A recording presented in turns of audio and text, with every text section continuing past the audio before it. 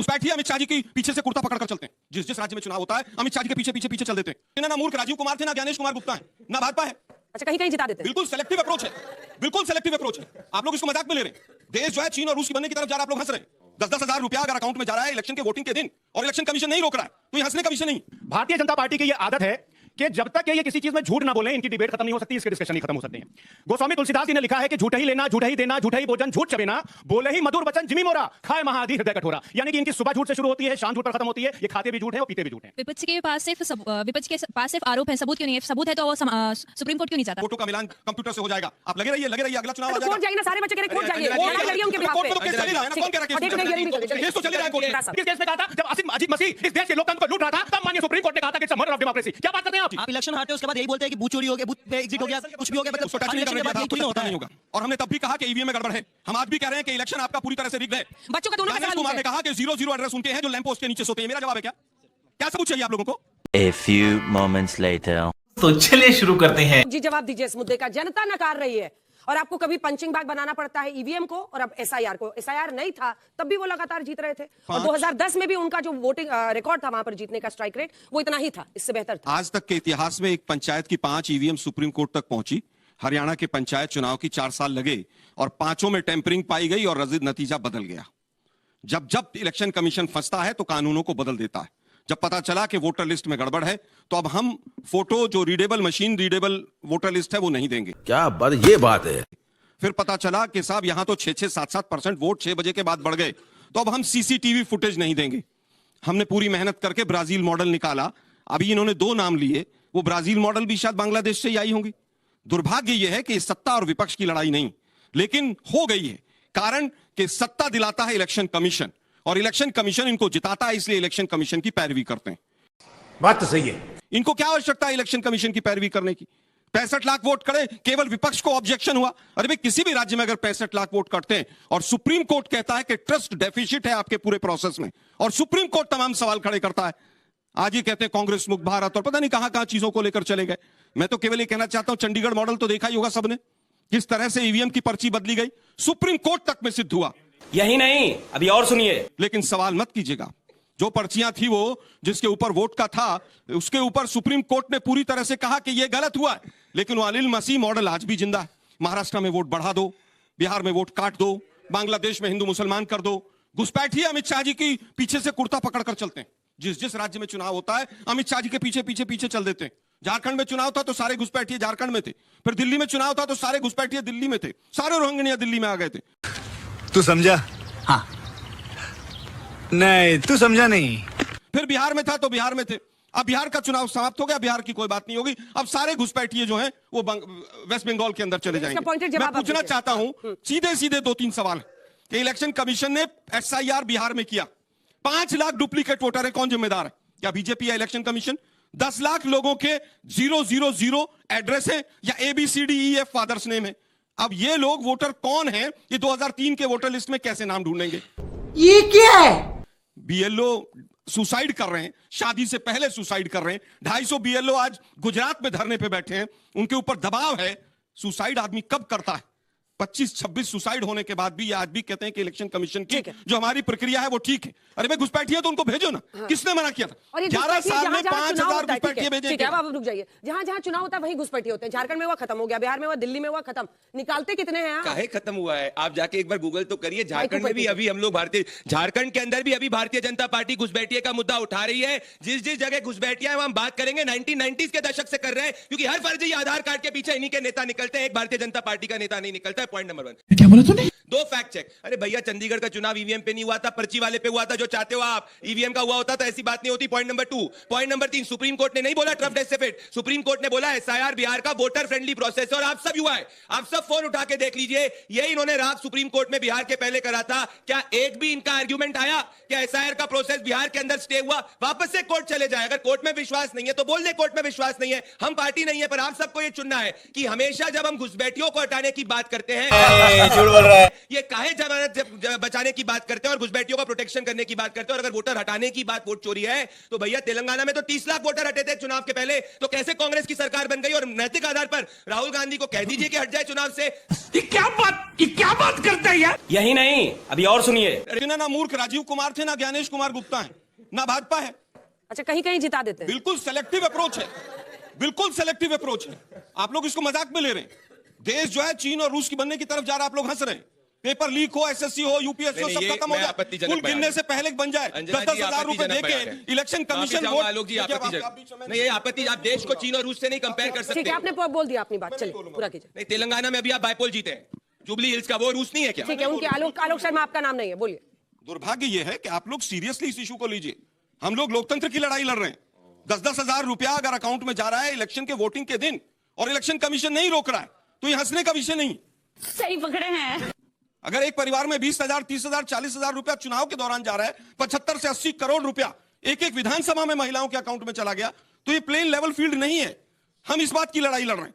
घुसपैठिए, अरे घुसपैठियों के पास आपके पास कोई आंकड़ा है? 11 साल में कोई आपने जनगणना कराई? ट्रस्ट डेफिसिट वर्ड उस दिन सुप्रीम कोर्ट ने यूज किया था जिस दिन मृत लोग सुप्रीम कोर्ट तक पहुंच गए थे। और चीन की मैंने जानबूझकर जिक्र किया।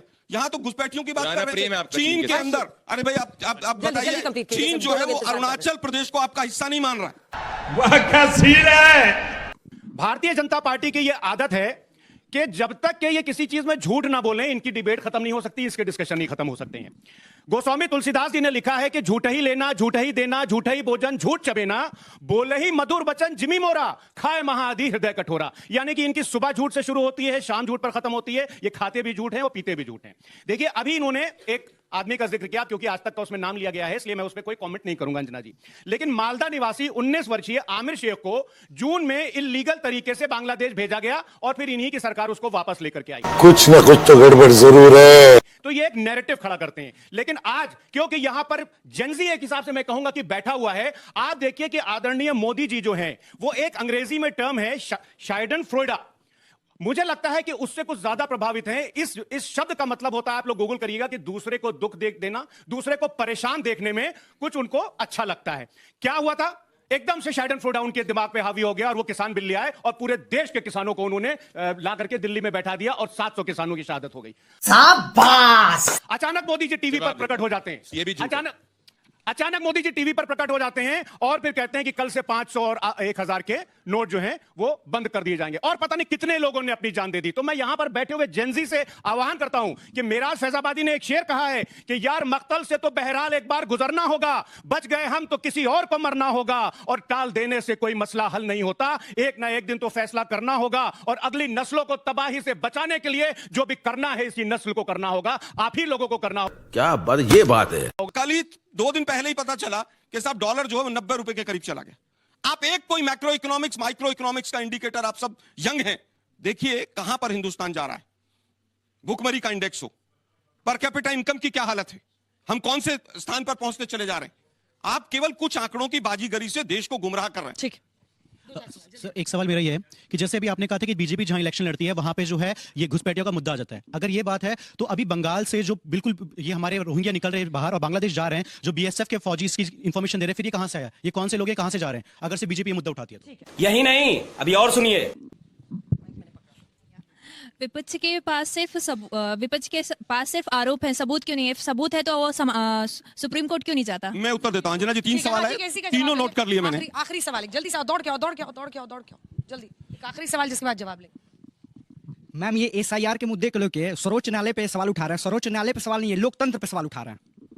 विपक्ष इस बात से डर रहा है कि भारत में लोकतंत्र समाप्त हो रहा है।